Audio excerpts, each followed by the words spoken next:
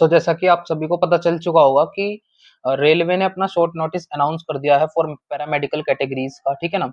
हालांकि railway railway का काम ऐसा ही होता है। रेलवे ने अभी तक पिछले आरआरबी पैरामेडिकल का रिजल्ट नहीं दिया है, ना ही कोई शॉर्ट नोटिस है, ना ही कुछ है कि कब इसकी ऑफिशियल मतलब कुछ भी ना अनाउंस किया है, अभी तक भी नहीं है, ठीक है ना। कोई अता पता नहीं है। पहली बात तो रेलवे ने इतना लेट एग्जाम लिया था पैरामेडिकल का, ऊपर से अब तक रिजल्ट का अता पता नहीं है, जबकि इतने बच्चे होते नहीं है।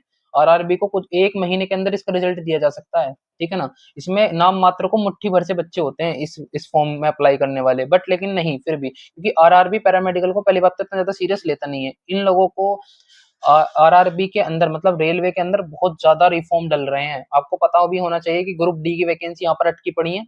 आरआरबी एनटीपीसी का एग्जाम इतनी जल्दी ले रहे हैं जिसकी वजह से इन पर व्यवस्था नहीं हो पा रही है और गड़बड़बाजी हर जगह देखने को मिल रही है। एएलपी का एग्जाम हो वहां पर ये कंप्यूटर काम नहीं करता, और कोई भी एग्जाम हो, मतलब रेलवे का इस वक्त बहुत बुरा हाल चल रहा है, मैं आपको पहले ही बता दूं। और इसी बीच में हमारे सामने निकल कर आया है कि रेलवे का एक शॉर्ट नोटिस अपलोड हुआ है, जो कि एस देखिए, मैंने रेलवे की ऑफिशियल वेबसाइट खोल रखी है, आरआरबी चंडीगढ़। आरआरबी चंडीगढ़ खोल लो, चाहे आरआरबी इलाहाबाद खोल लो, आरआरबी, हाँ, कोई सी भी आरआरबी की वेबसाइट खोल लो, कहीं पर भी ये शॉर्ट नोटिस का अभी तक डिस्कशन नहीं हुआ है कि शॉर्ट नोटिस है, ठीक है ना। अभी ये वेबसाइट पर नहीं डला है, तो मैं आपको ऑफिशियल नोटिस की तरफ लेकर चलता हूँ, ठीक है ना। ये वो नोटिस है जिसकी बहुत ज्यादा बात हो रही है, ठीक है ना। और ये है भी, जो कि आप देख भी सकते हैं, एम्प्लॉयमेंट नोटिस है। सबसे पहले नोटिस इसी तरीके का आता है, अखबार की कटिंग में ही निकलता है बेसिकली। अभी मैंने इससे पहले आपको आरआरबी चंडीगढ़ की वेबसाइट दिखाई थी, वहां पर आप खुद भी जाके विजिट करेंगे ना, आपको कहीं से कहीं तक भी नजर नहीं आएगा, बट लेकिन अब ये आने वाले 2 4 5 10 दिनों के अंदर अंदर वेबसाइट पर अपलोड हो जाएगा। सबसे पहले कोई भी नोटिस आता है वो ऐसे ही आता है, एम्प्लॉयमेंट न्यूज में ऐसे ही रिलीज होता है, ठीक है ना। मैं आपको एक बार बात बता दूं, अगर आपको सरकारी नौकरी से ही मतलब है, ये मतलब नहीं है कि पैरामेडिकल की है, मेडिकल की है, फलाने की है, तो आईबी इंटेलिजेंस ब्यूरो में बहुत अच्छी नौकरी निकल चुकी है, ठीक है ना। आप उसे जाकर विजिट कर सकते हैं, ठीक है ना, वो बहुत ही अच्छी पोस्ट है। इसमें मैंने आपको उसकी जानकारी भी दे देती हूँ। अब हम बात करेंगे इसमें स्पेशली फार्मासिस्ट की। देखिए, मैं आपको पहले ही बता दूं, मैंने आपसे बताया भी था जब मैंने पिछली वीडियो बनाई थी कि आपकी वैकेंसी 100 के लगभग है। तो ये 100 की अगर ये वैकेंसी 100 के लगभग है, तो इन्हें आरआरबी 150 के लगभग कर सकता है। ये बस मैंने आपको अपना अंदाजा बताया था, ठीक है ना। बट लेकिन ऐसा तो हो ही नहीं सकता जो हम सोचे वो हो जाए। 105 तो छोड़ो, ये 115 भी नहीं हुई है, 100 की उठकर सीधा 105 कर दी गई है बस, ठीक है ना। हाँ, ये इतनी बड़ी भी नहीं है जितनी हमने सोची थी कि इतनी कम से कम आरआरबी मतलब बढ़ा कर देगा हमें। मैंने पहले ही बताया था आपसे, इन लोगों से ज्यादा उम्मीद रखनी भी नहीं है और इस वैकेंसी पर डिपेंडेंट होना भी नहीं है। एम्स की वैकेंसी वहां पर अलग ही घपलाबाजी चल रही है, वहां पर 3,000 रुपए फीस है, ठीक है ना। तो मतलब ये है, नौकरी देते तो हैं ये लोग आपको, पर लेकिन एक तरीके से भीख में ही देते हैं। कहीं पर कुछ दिक्कत है तो कहीं पर कुछ दिक्कत है, ठीक है ना। और वैकेंसी बहुत कम है, 105 वैकेंसी कुछ भी नहीं होती है भैया। पहले जो वैकेंसी आई थी पिछली बार वैकेंसी मैं आपको बता दूं, 1376, मतलब कि 76 पद थे, मतलब 1376 पद थे पिछली बार। और इस बार पिछली बार जो थे 2024 में, आपको पूरा का पूरा एग्जैक्ट डाटा ही जो बता देता हूँ। देखो, पहले 1376 पद थे और इस बार कितने दिखाई दे रहे हैं आपको, यहाँ पर देखिए, कलर चेंज करके आपको दिखा देता हूँ। ये कहाँ पर कितने हैं, 2025 के नोटिस में कितने हैं, 434। देख लीजिए भाई साहब, इन्होंने तो आधी भी नहीं छोड़ी है, आधी से भी कम कर दिए। तो मतलब इसके भरोसे ना बिल्कुल भी मत रहना कि इस नौकरी, और इसका प्रोसेस इतना डिले है, इतना डिले प्रोसेस है। मतलब अभी तक इन लोगों ने पैरामेडिकल का रिजल्ट नहीं दिया और पैरामेडिकल का एम्प्लॉयमेंट न्यूज में शॉर्ट नोटिस आ चुका है। देख सकते हो आप, कितनी गंदी बात है। अगर ये इस नोटिस को ऑफिशियल वेबसाइट पर डलने से पहले पैरामेडिकल का रिजल्ट आ गया तो अच्छी बात है, वरना तो पता नहीं कब तक आपका पैरामेडिकल का रिजल्ट लटकेगा। मैंने खुद बताया था कि 20 जुलाई या फिर जुलाई के आसपास आपका रिजल्ट आ जाएगा, 20 जुलाई या फिर जुलाई के एंड में। बट लेकिन देखो, जुलाई का तो एंड ही चल रहा है, अभी तक तो ऐसा कुछ हुआ नहीं है। और आगे इसकी अब पता नहीं क्या होगा। देखिए, ये वाला नोटिस ऑफिशियल वेबसाइट पर डलने से पहले रिजल्ट किसी भी हाल में आरआरबी को दे देना चाहिए। अगर ऐसा नहीं हुआ तो हो सकता है एसएससी सीपीओ जैसा हाल हो जाए, जैसे कि एसएससी सीपीओ को 1 से 1.5 साल हो चुका है, रिजल्ट अब तक नहीं दिया है भाई। एसएससी ने ना नई वैकेंसी निकाल रहा है, तो थोड़ा सा इस चीज में ना आप थोड़ा सतर्क रहिए कि आपका रिजल्ट जिन भी बच्चों ने पहले दिया है उनका रिजल्ट जल्दी जल्दी आ जाए, ताकि ज्यादा दिक्कत परेशानी ना हो। देखिए, नर्सिंग की जो है, नर्सिंग सुपरिटेंडेंट मतलब वही है नर्सिंग, उसमें 272 वैकेंसी आई है। इसमें भी नर्सिंग से आपका, नर्सिंग काउंसिल ऑफ इंडिया से आपका रजिस्ट्रेशन होना मस्ट है।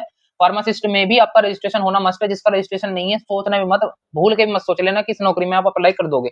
आप फ्रेशर हो, आपने अभी पेपर दिए हैं, आपका इसी साल हुआ है, जब तक आपका रजिस्ट्रेशन सर्टिफिकेट आपके हाथ में नहीं आ जाता फॉर द पीसीआई, चाहे आपकी स्टेट फार्मेसी काउंसिल हो या चाहे आपकी सेंट्रल फार्मेसी काउंसिल हो, किसी भी फार्मेसी, अगर आप यूपी के हैं तो यूपी पीसीआई, मध्य प्रदेश के तो मध्य प्रदेश पीसीआई, राजस्थान के तो राजस्थान पीसीआई, जब तक आपका पीसीआई से हाथ में रजिस्टर्ड सर्टिफिकेट नहीं आता था, मतलब कि now you are a registered pharmacy. जब तक ये नहीं पता लग पाता तब तक आपका इन वैकेंसीज में कोई अप्लाई करने की आवश्यकता नहीं है, चाहे वो एम्स की हो चाहे वो अदर किसी भी वैकेंसी हो। सबसे पहली जहां पर कंडीशन लगती है वो लगती है रजिस्ट्रेशन सर्टिफिकेट, ठीक है ना।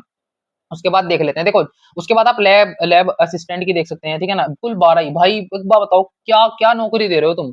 लैब असिस्टेंट की कुल 12, बताओ यार क्या होता है ये। ईसीजी टेक्नीशियन, ईसीजी टेक्नीशियन का कोर्स इतने बच्चे करते हैं और वैकेंसी कितनी मिल रही है आपको, सिर्फ 4। भाई ये क्या है, मतलब मुझे खुद में समझ नहीं आता। और ये वैकेंसी बढ़ेंगी नहीं, किसी और हवा में मत रहना कि ये वैकेंसी बढ़ के 10 लाख हो जाएंगी या 1 लाख हो जाएंगी, कुछ भी नहीं होगा। 100 से 105 हुई है, समझ सकते हो तुम कितनी बुरी हालत है।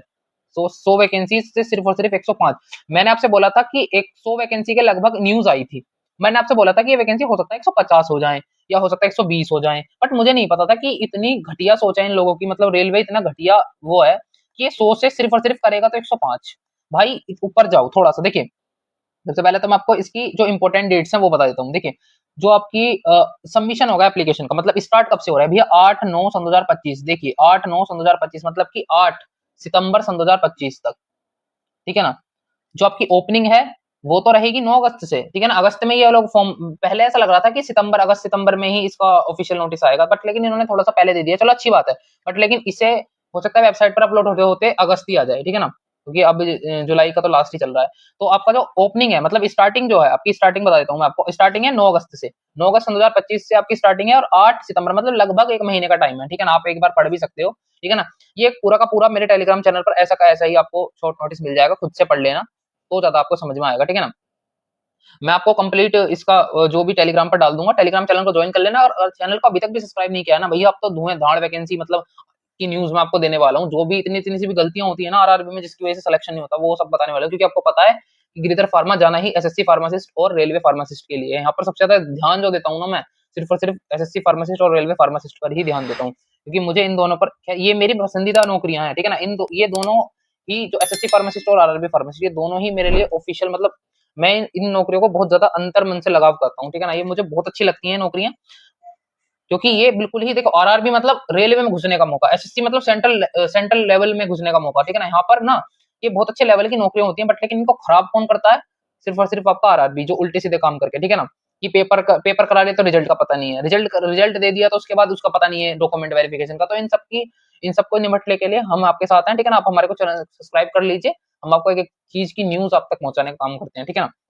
उसके बाद अब देखो मैं आपको एक बिल्कुल कड़वी सच्चाई बता देता हूँ। देखिए जो आपकी ये है फार्मासिस्ट की जो है 105 वैकेंसी। अब एक बात ध्यान रखना, 105 वैकेंसी इन सब में बटेंगी, ये सगली की ये जितनी भी है ना, ये सभी आरआरबी की ऑफिशियल साइट है, या फिर आप बोल सकते हो ये ऑफिशियल आरआरबी है। आरआरबी अहमदाबाद, अजमेर, भोपाल, भुवनेश्वर, बिलासपुर, चंडीगढ़, चेन्नई, गुवाहाटी, श्रीनगर, कोलकाता, मालदा, मुंबई, मुजफ्फरपुर और पटना, प्रयागराज, रांची, सिकंदराबाद ये साउथ सीजन वाला है, ठीक है ना, सिलीगुड़ी, बेंगलुरु और गोरखपुर।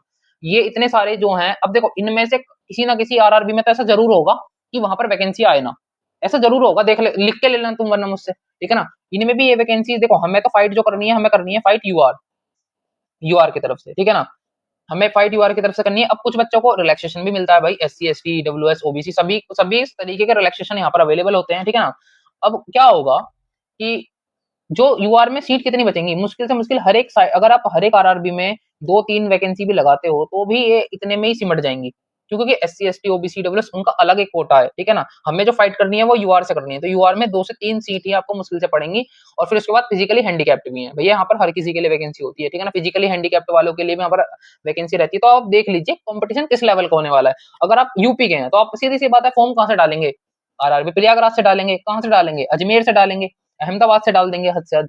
तो देख लीजिए यहाँ पर भाई अपने हिसाब से, हाँ, मैंने बोला कि इसकी तैयारी पहली बात तो लग जाओ, क्योंकि यहाँ पर 30 नंबर का ना नॉन फार्मा भी आता है। नॉन फार्मा इतना आसान नहीं आता, आरआरबी पैरामेडिकल के पेपर उठा के देख लेना, मैथ में कैसे कैसे क्वेश्चन पूछे गए हैं, और जीके जीएस की तो तुम होल्ड ही नहीं कर सकते। एक बात हमेशा ध्यान रखना, रेलवे पेपर बहुत अच्छा पूछता है, चाहे वो एनटीपीसी हो चाहे वो एएलपी हो। यहाँ पर क्वेश्चन का लेवल बहुत अच्छा होता है, मैं पहले ही बता दूं। हल्के में मत लेना कि हम तो ऐसे ही निकाल लेंगे, कुछ भी पढ़ के निकाल लेंगे, नहीं भैया नहीं निकलेगा। हल्के में तो लेना ही नहीं है। आरआरबी चाहे कैसा भी बोर्ड हो, बट यहाँ पर क्वेश्चन का लेवल बहुत अच्छा मिलता है, क्योंकि ये मैंने नोटिस किया है, लेवल अच्छा रहता है यहाँ का। किसी भी आप प्रीवियस ईयर को उठा के देखना, आपको समझ में आ जाएगा कि हाँ पेपर का लेवल वाकई में ठीक आता है।